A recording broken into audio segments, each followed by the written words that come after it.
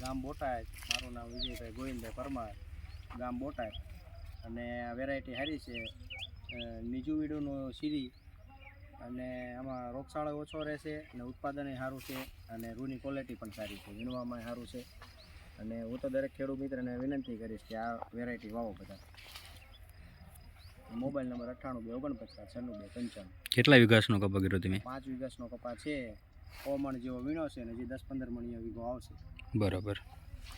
100 મણ વીઘે 5 વીઘાનો 100 મણ વીણ લીધો એટલે 20 મણ વીઘે આવી ગયો. અને હજુ તમને આશા છે કે 10 થી 15 આશરે પૂજે છે કે એવો ઉતરશે.